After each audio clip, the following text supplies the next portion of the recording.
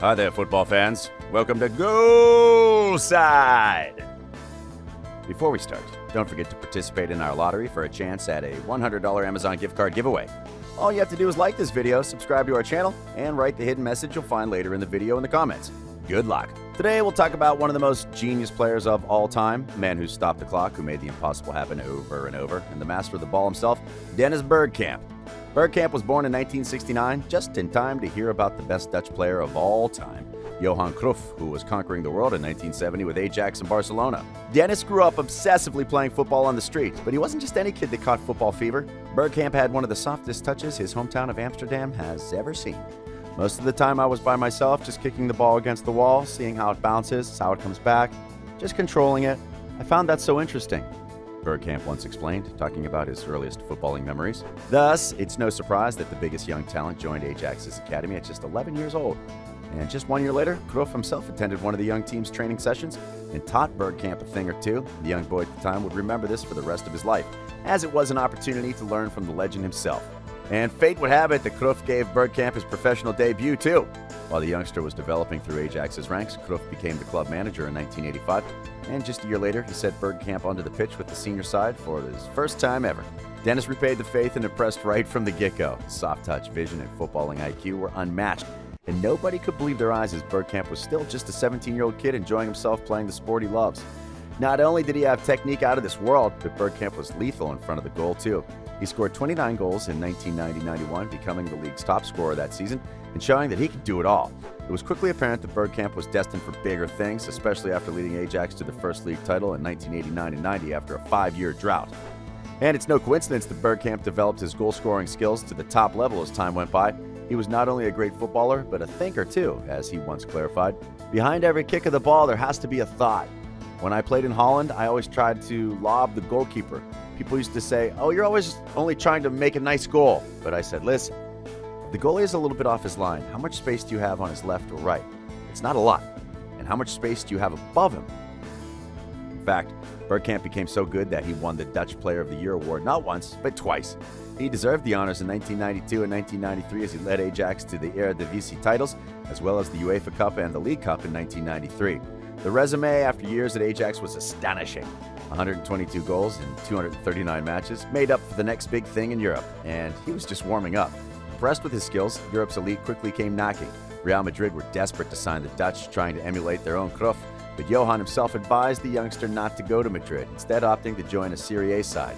Bergkamp wanted to move to Italy too, and it's no wonder given the league's strength at the time. Inter were the quickest to react, and they secured Bergkamp's signature in the summer of '93. However, the two following seasons would turn out to be the worst in his career. Serie A's tight defensive style didn't suit the Flying Dutchman at all, as he thrived in space and quick interchanges. There was very little of that in Italy, where it was all about discipline and winning at all costs. The fans didn't love him either due to his shy personality, contrary to the Italian loud and gesticulative style. While all this was going on, Bergkamp was part of the Dutch squad for the 1994 World Cup in the USA. The striker scored 3 goals, including finding the net twice in the knockout stage. Even though the Netherlands dropped out of the competition after Brazil beat them in the quarterfinals, it left a big trauma on Bergkamp. And no, the trauma wasn't because of the loss, but because of a separate incident that happened in the USA. The squad was flying, turbulence hit all of a sudden, and their plane engine failed. They all made it out unscratched, but it left a big scar on Bergkamp, so much so that he never wanted to fly again.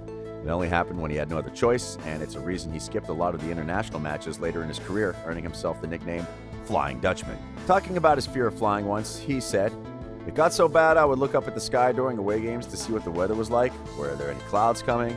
Sometimes I was preoccupied by the flight home while I was playing football. It was hell." The summer of 1995, however, brought the move of a lifetime for the Dutchman. Arsenal came knocking and they wanted Bergkamp to join and reinvent the struggling North London club. The player agreed immediately, just so he could leave Italy, and it was on. Other clubs never came into my thoughts. Once I knew Arsenal wanted to sign me, he made it clear. The first season was pretty good, as Bergkamp scored 11 Premier League goals, including the last fixture match winner, where Arsenal secured a UEFA Cup spot for the next season. And then, it happened. Arsene Wenger arrived, and neither him or Bergkamp could have guessed how much they'd impact one another. The pair were perfect because the manager wanted to play attacking football full of flair. Bergkamp was one of the best in the world at doing just that. Bergkamp was the focal point of the team. He made 13 assists in Wenger's first season at the helm of the Gunners. The second season together brought a historic success as Arsenal won the Premier League and both English Cups, with Bergkamp running the show on the pitch. He scored some wonder goals that are still talked about today, including a hat-trick against Leicester embedded in the memory of every football fan out there. He spoke about the Euro goal against Leicester, explaining, "Against Leicester, when the pass came, I knew what I wanted to do. Control, ball, inside, finish." The dream season came to an end in a spectacular fashion, and the summer of 1998 meant that the World Cup was on the door. The Dutch national team traveled to France with a lot of hope. The Netherlands knocked out Yugoslavia and Argentina before once again facing the Brazilians in the semis. Up to that point, Bergkamp scored in both knockout matches, but he came up empty against Brazil, and the Netherlands were knocked out after a penalty shootout, even though Dennis converted his penalty. The return to Arsenal brought some more penalty drama for the Flying Dutchman, facing Arsenal in the FA Cup final in 1999. A big rivalry went into a last-minute showdown after Arsenal were awarded a penalty with the score tied at 1-1 in the 90th minute. Bergkamp took on the responsibility to shoot, but Schmeichel saved a shot, and the match went into overtime where Manchester United scored the winner. From that day on, Dennis Bergkamp never ever shot a penalty both for the club and the country, a man of principle. Years went on, and Wenger and Bergkamp were the center of attention at Arsenal team that was fighting for trophies on all fronts, with Manchester United being their mercenaries at the time. The duo of Wenger and Bergkamp were, however, one of a kind. Match made in heaven. One was dedicated to creating the perfect environment and set of circumstances for the players to do their very best, while the other would put every effort possible into giving the best performance he could.